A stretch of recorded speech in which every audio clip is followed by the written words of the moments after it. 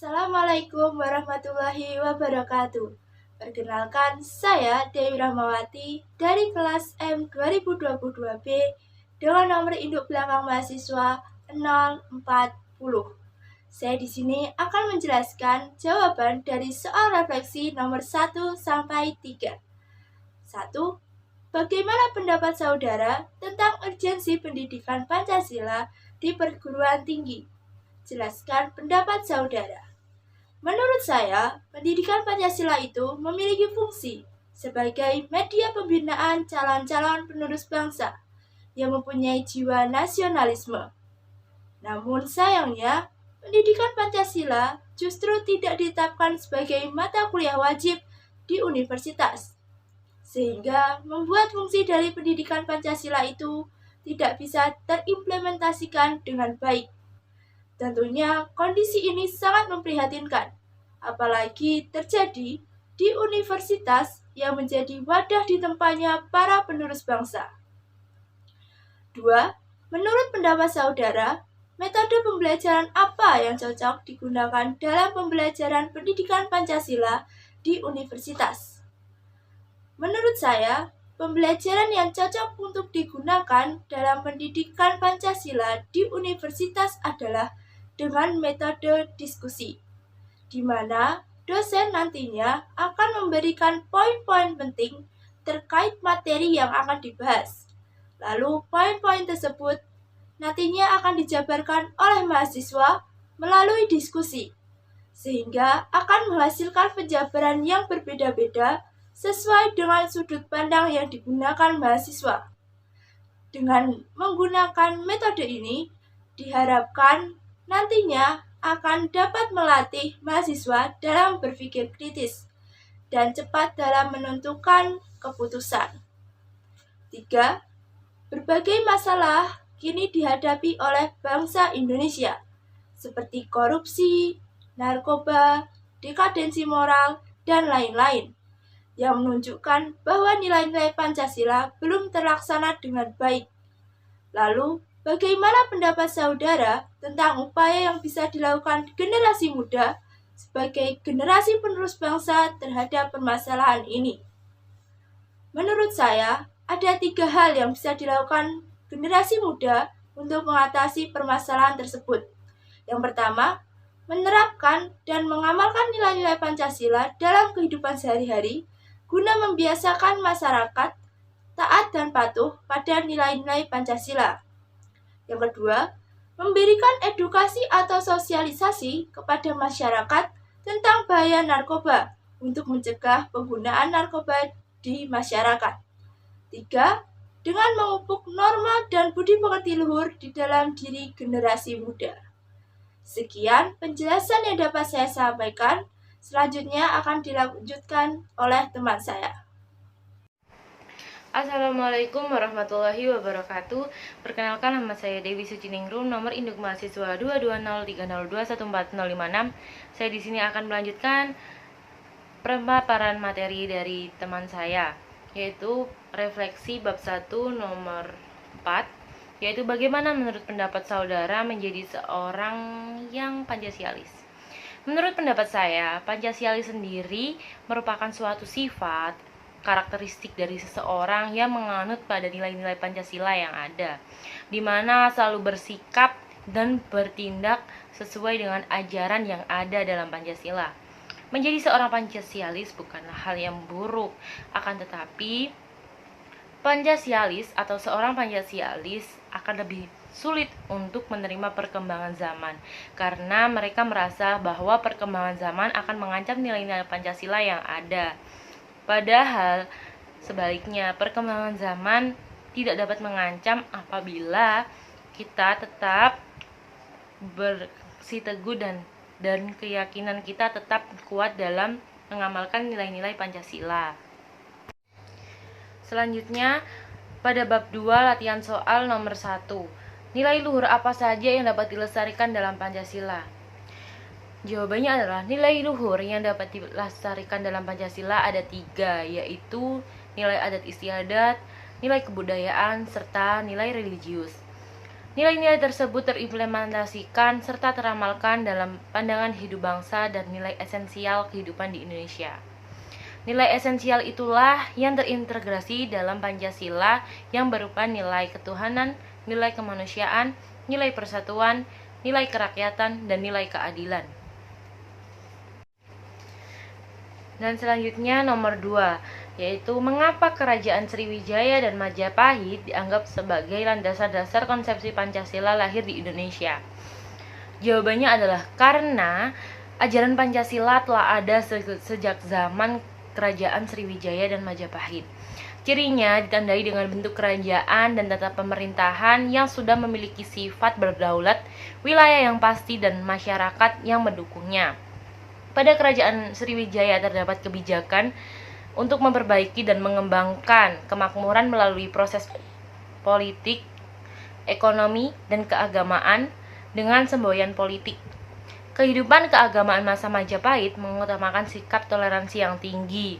Pada kitab Sutasoma karya Empu Tantular yang berbunyi Bhinneka Tunggal Ika Tanhana Dharma Wangsa, yang berarti walaupun berbeda namun tetap satu juga.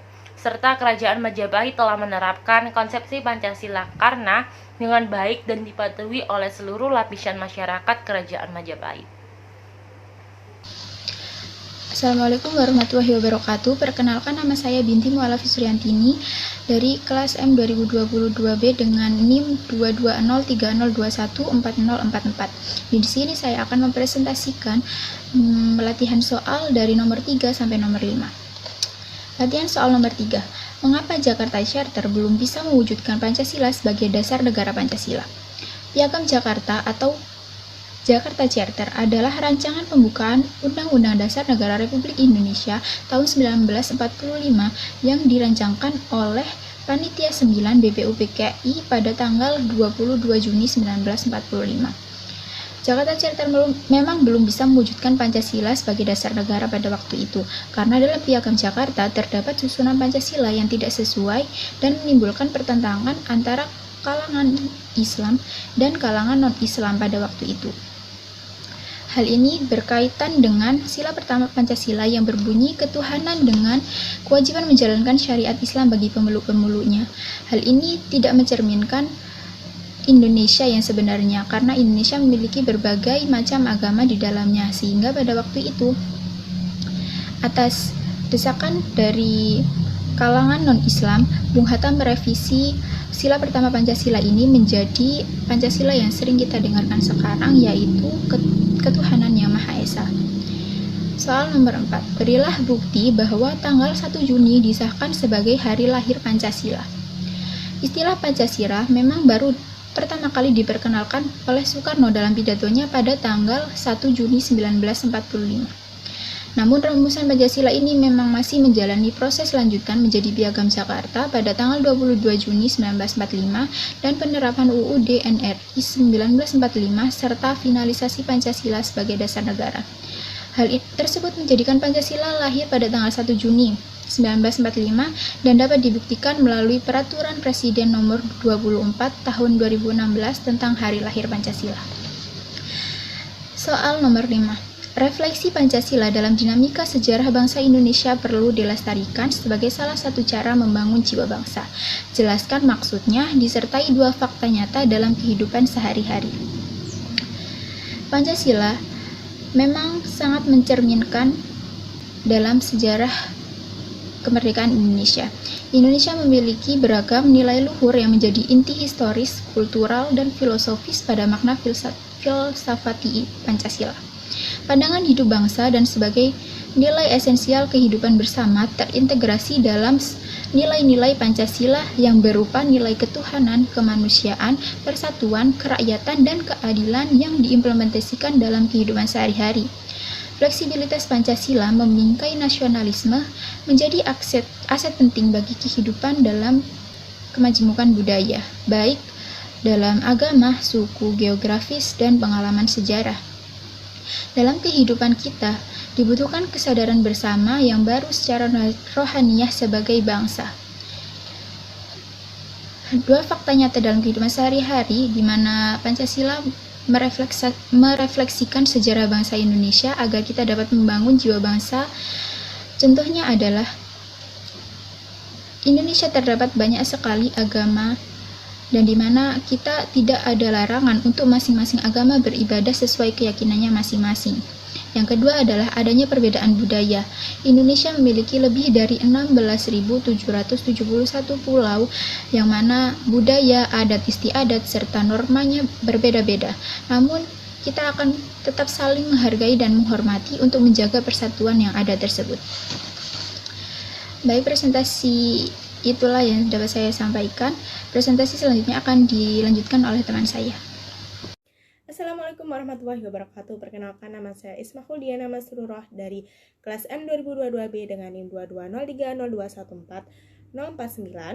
Di sini saya akan menjelaskan dan mempresentasikan lanjutan dari teman saya yang tadi, yakni tentang refleksi nomor 2 dari pendidikan Pancasila.